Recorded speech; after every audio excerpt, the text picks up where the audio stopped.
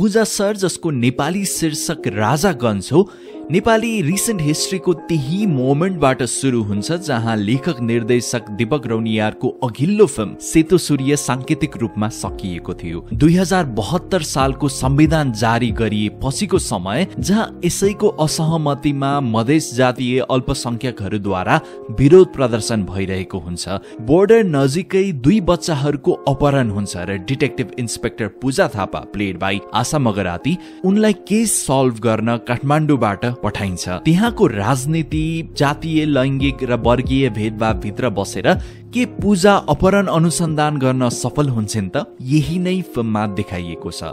चलचित्र थ्रिलर र social drama दुवै हिसाबमा कतिको बलियो बनेको छ। आउनुहोस् राजागञ्जको बारेमा यहाँ कुरा गरौँ। यो भिडियोका टाइटल स्पोन्सर्स हुन् सिनेमाघर एप। सिनेमाघरमा तपाईले नयाँ र चर्चित नेपाली फिल्म्सहरू एन्ड्रोइड, आइओएस र स्मार्ट टिभीमा पनि हेर्न सक्नुहुन्छ। आजै डाउनलोड गरी इन्जोयमेन्ट लिनुहोस्।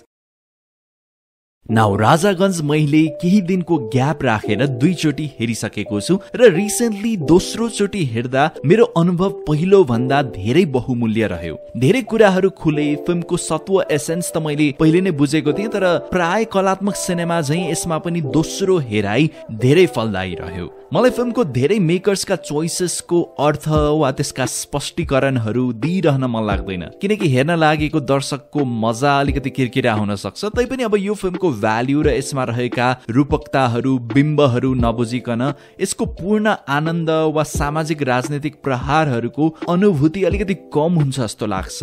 फिल्मको थ्रिलर वा अरू केही मिस्ट्री त म स्पोइल गर्नेवाला छुइनँ, तर थोरै डिटेल्सहरूले पनि अनुभव कम हुने लाग्छ भने रिभ्यू फिल्म हेरिसकेपछि पुरा हेर्नु होला। तर यदि ट्रस्ट गर्नुहुन्छ भने कन्टिन्यू गर्नुहोस्।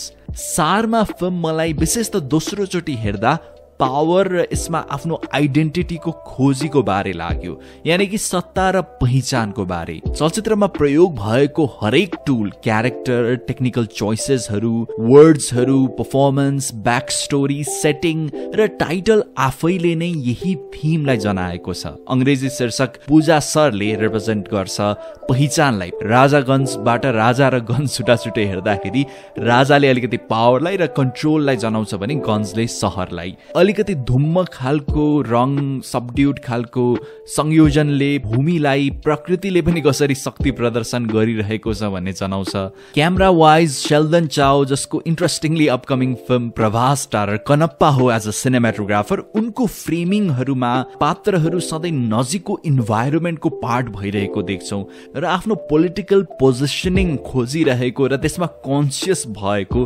देखिरहेका हुन्छौँ। क्यामेराले पात्रहरूको पछाडिबाट फलो गरिरहँदा थ्रिलरको मिस्ट्रीको साथसाथमा पात्रले आफ्नो दमन लुकाइरहेको जस्तो पनि लाग्छ, किनकि हरेक मेजर पात्र केही न केही गरी पहिचानको मामलामा लड्न परिरहेको हुन्छ। पावर र पोजिसनिङको कन्फ्युजन वा डाउटले पात्रहरू धेरैचोटि क्रियाकर वा पर्फर्मेटिभ पनि भइरहेका हुन्छन्। स्टेज्ड खालको फिलिङ आउँछ र धेरैको अगाडि बोल्दाखेरि पात्रहरू अलिकति लडबडाइरहेको जस्तो पनि लाग्छ। पहिलोचोटि हेर्दाखेरि मलाई चाहिँ यो डायलग डेलिभरीमा प्रब्लम भएको कि भन्ने लागिरहेको थियो, तर दोस्रो चोटि हेर्दा भने यो कम्प्लिटली क्लियर भयो। प्रणालीको अंश हुने प्रयासमा उनीहरू आर्टिफिसियल भइदिन्छन्। आर्टिफिसियालिटीकै कुरा गर्दा प्रमुख पात्र पूजालाई निकिता चन्दकको पात्र ममताले उसको सेक्सुअलिटीको माथि प्रश्न उठाउन पुग्छन् र मर्द जस्तो हुन खोजिरहेको भनेर पूजालाई भनिरहेकी हुन्छन्। एक मधेसका दबिएका पात्रलाई पूजाले एक चिया अफर गर्दा पनि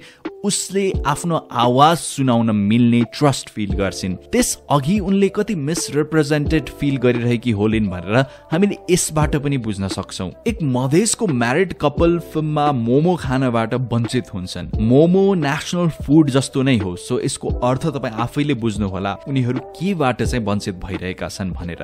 एउटा क्षणमा फिल्मको एक पात्रले मधेसको खाना खाँदा पिरो भइदिन्छ र कमिकी मोमेन्ट जस्तो लागे पनि त्यसमा पनि पहेँलो रहेको छ। अगाडि भनेको प्रतीक लगाएर हेरियो भने त्यसबाट पनि तपाईले केही अर्थ निकाल्न सक्नुहुन्छ। अलमोस्ट हरेक संवादमा नै भनिएको एउटा छ, अर्थ अर्कै खालको लेयर्सहरू टन्नै रहेका छन् फिल्ममा। चलचित्रको आफ्नै लयमा तपाईले हेर्नु भयो भने यी सबै खुल्दै जान्छन्। फिल्मको जेन्टल मुडसँग पनि बग्नुपर्ने हुन्छ। जहाँ संवाद वा एक्सन छैन ती शट्सहरूमा पनि अर्थ रहेका छन्।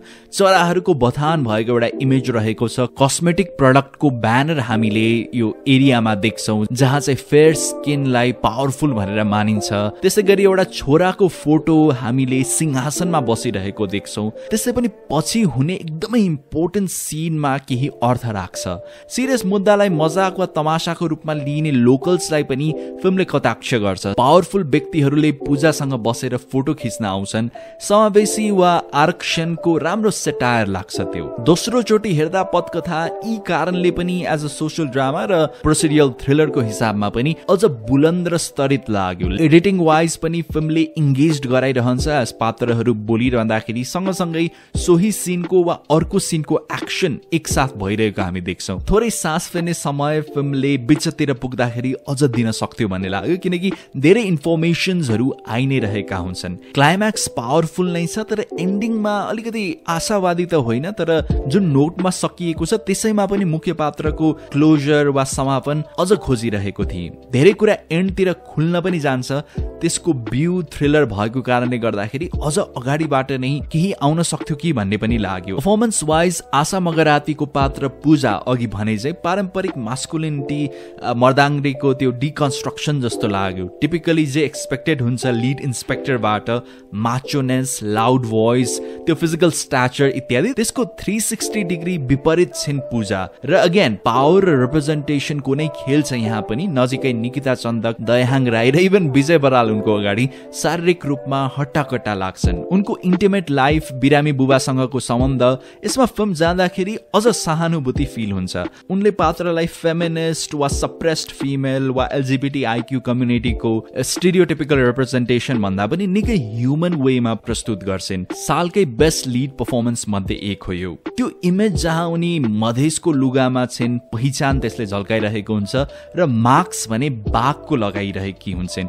त्यसले भने पावर झल्काउँछ। निकै नै सटिक खालको इमेज रहेको छ त्यो। आरती मण्डल सरस्वतीको भूमिकामा कलाकारिता सूक्ष्म लाग्छ। ग्रे एरियामा भए पनि मन छुने गरी प्ले गर्छन्। केही महत्त्वपूर्ण सिन्सहरूमा उनको कोमलता देखिन्छ। निकिता चन्दक एज ममता सबटेक्चुअली निकै राम्रो लाग्यो। उनको पर्फर्मेन्स बोलिएको एउटा भाव अर्कै दिने र उनीहरूले उनको फिजिकलिटीलाई पनि राम्ररी प्रयोग गरेका छन्। दयाहाङ राई, विजय बराललाई फिल्मले एज स्टार्स भन्दा कथाका पात्रहरूको रूपमा उपस्थित गराएको छ। रिचा शर्मा स्क्रिन प्रेजेन्स कम भए पनि पोलिटिक्स र पर्सनलको कन्फ्लिक्ट उनलाई देख्दा र बोल्दा पनि फिल हुन्छ। उनको रेजले केही बोल्छ। बाँकी कलाकारहरूको पनि काम सुन्दर रहेको छ। शेफ सन्तोष शाहको पनि सानो क्यामियो रमाइलो लाग्यो। आर्ट, कस्ट्युम, प्रोडक्सन डिजाइनले यो संसारलाई थप सांवेदनिक वा सेन्सोरियल बनाइदिन्छ। म्युजिकको प्रयोग पनि निम्न रूपमा छ। इन्डियन क्लासिकल ट्युन्सको अति सूक्ष्म रूपले प्रयोग गरिएको छ र त्यो मोरल डाइलेमा वा नैतिक दुविधामा